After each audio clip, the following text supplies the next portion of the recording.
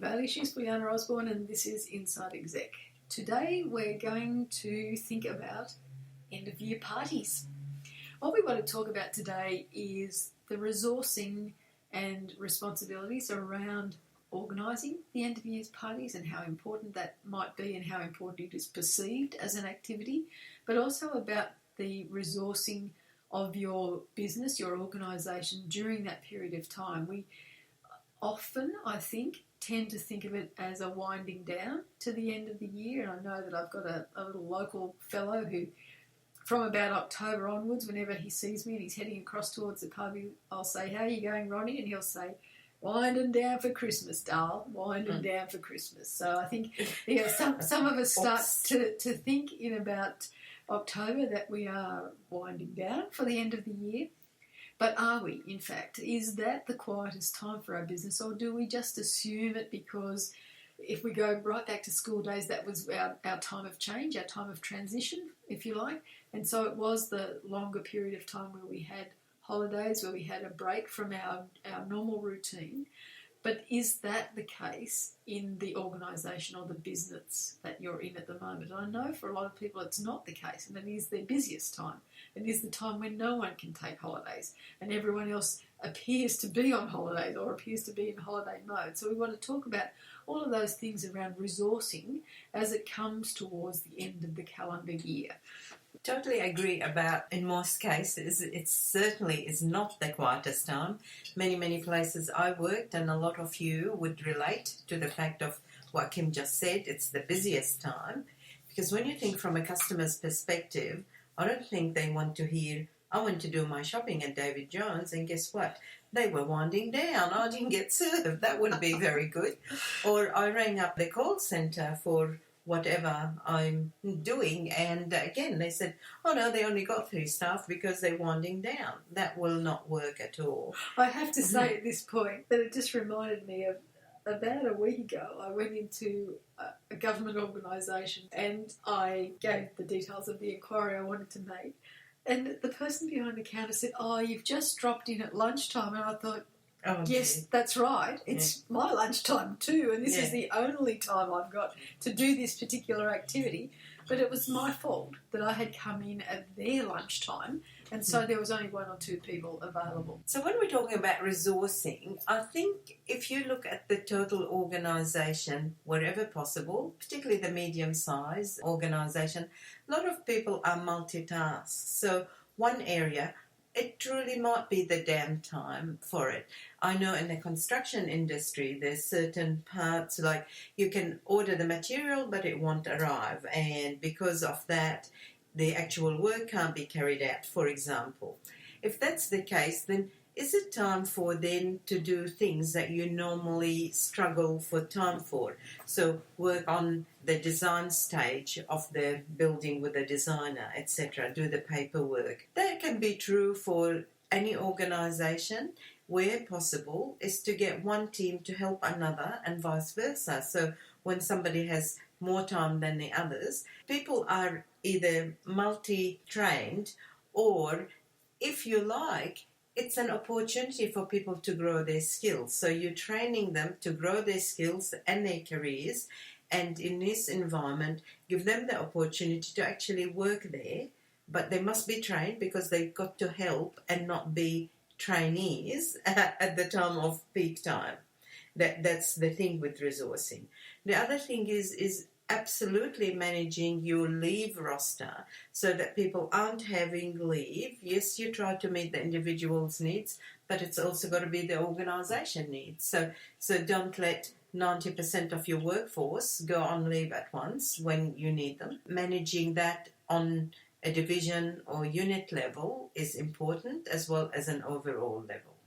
And I think too that resourcing, you're looking at people who have other responsibilities outside of your organisation, and as good as they might be at doing what you need them to do for the organisation and as committed as they are to the organisation, there are other considerations in their lives, and they do need time off. Everybody needs a break from what they are doing, whether it's just that they move into another department or whether they have a break completely from the organisation.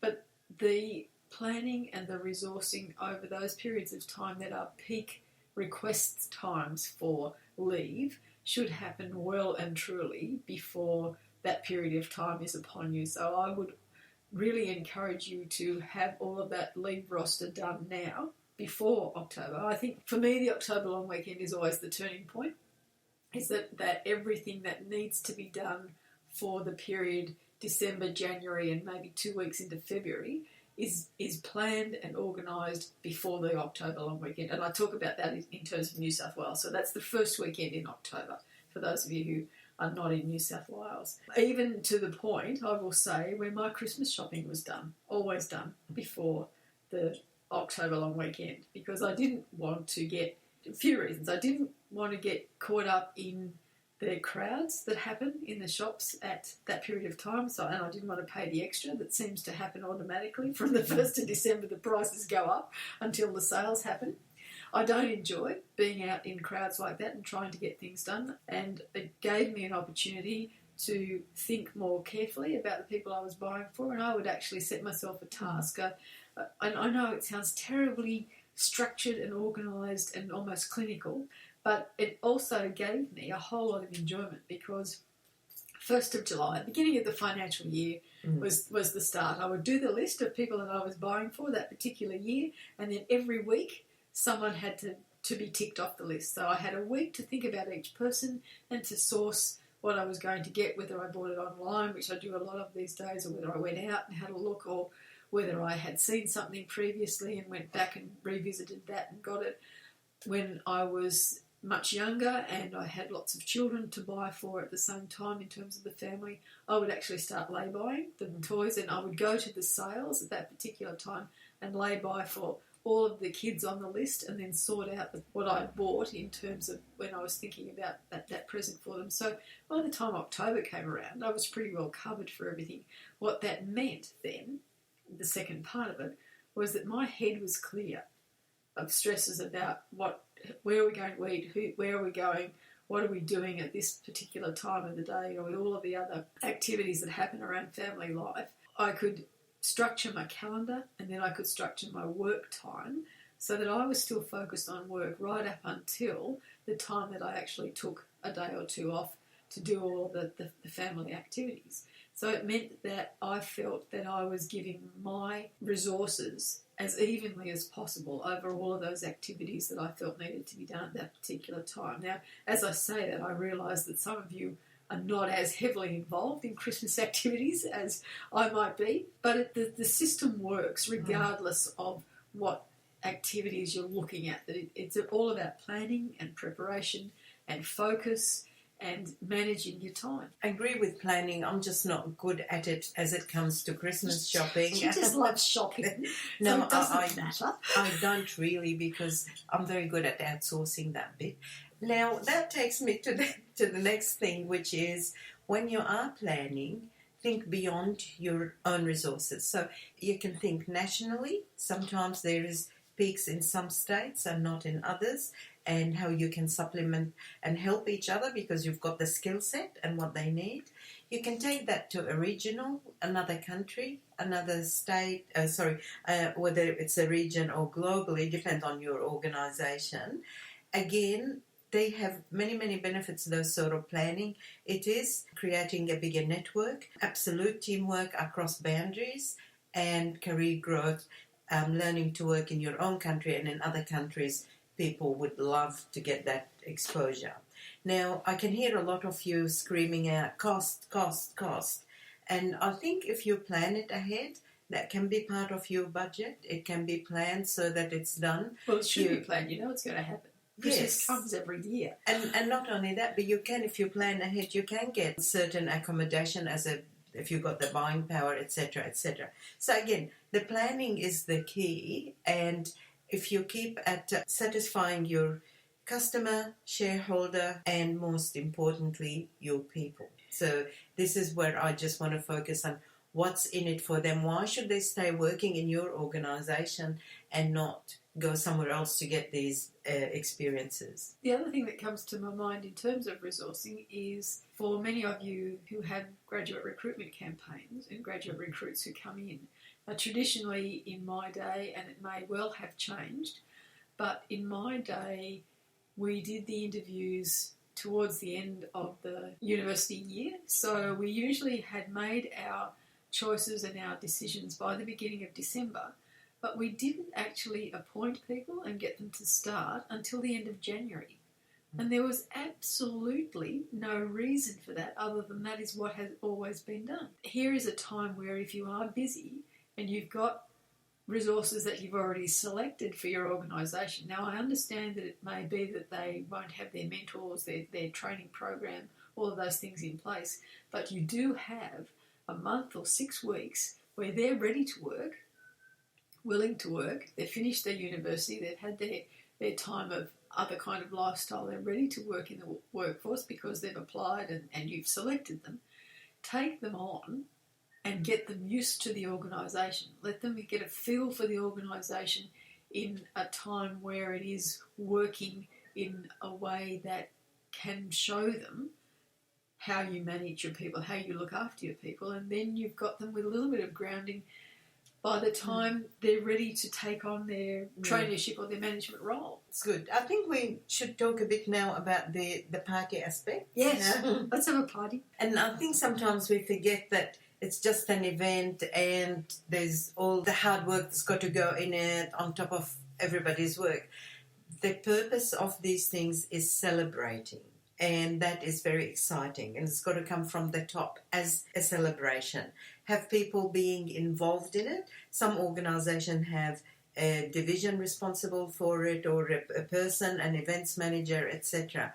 No matter what you have or you don't have, it's fantastic to do 2 things. One is make sure each area of your organisation is represented by someone who can be that person that represent and both bring in ideas and take back feedback both ways in the planning stages, and make sure that you don't always have the same people. Get a mix of experience, been there and done it, as well as new ideas, and that way it makes sure either ways makes the thing that makes things work is to have, if you like, a sponsoring person or committee that is really the cheerleaders, and they have to be from senior ranks, that says, yes, go get that, yeah, try that, that will be good, etc. I think that enthusiasm and always raising the bar from last year, but not necessarily the budget, because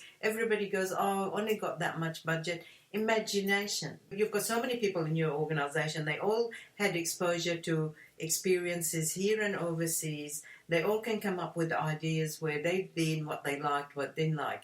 How can you do things that will not cost any more, but it'll give a fresh way of celebrating?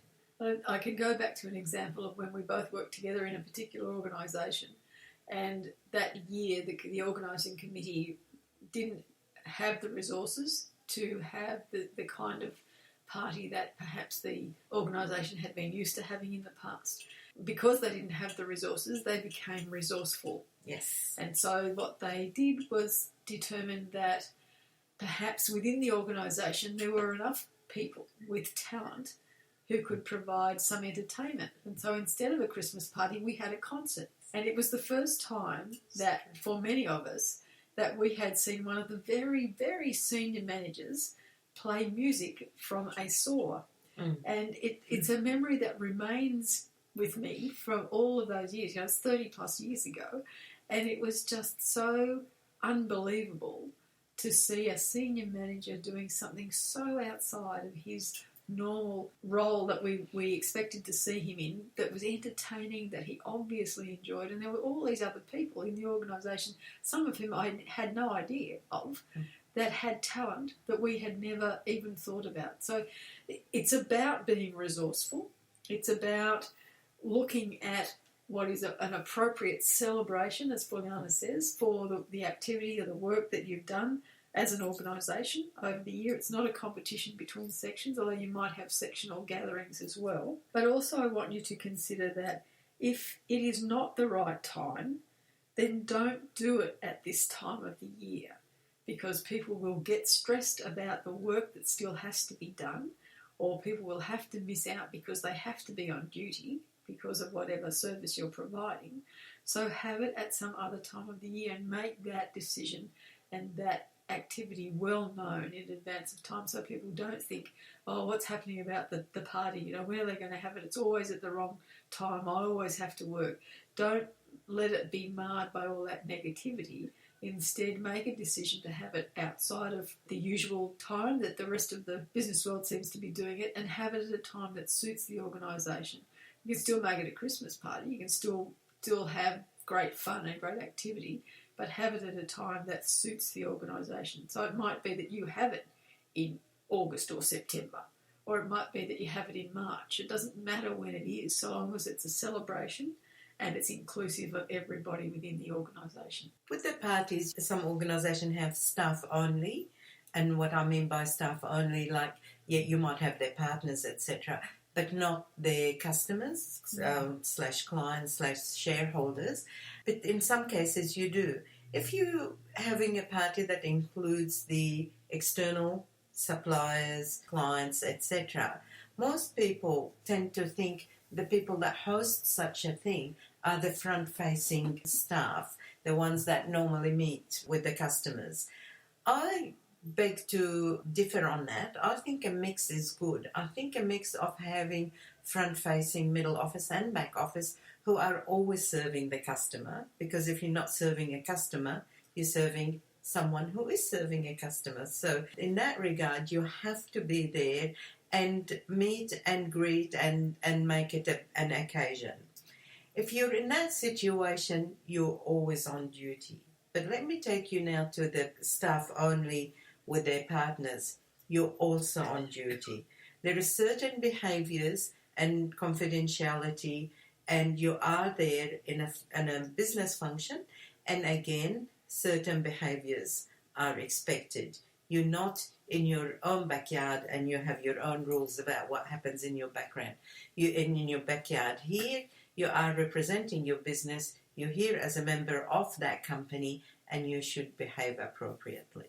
And it's also about the conversation that you have. You don't just congregate and all talk about work and leave the poor old partners to one corner to talk about what it's like to be partnered with someone who works in this organisation, because that's really not entertaining for everyone or anyone. It is, as Fulyana says, about appropriate behaviour, appropriate conversation, and enjoying the moment. You know, you're there to celebrate the fact that you're with this organisation, that another year has been completed for the organisation, and that for the partners, they get an insight into the people that you've talked about when you come home. Well, I think we've probably covered the party activity and the resourcing, particularly for the end of the year. Of course, we're open to invitations. If any of you would like to ask us to your Christmas parties or your celebrations, we'd be happy to put that under consideration in the social calendar. But for now, I'm Kim Bailey, she's Fulyana Osborne, and this is Inside Exec.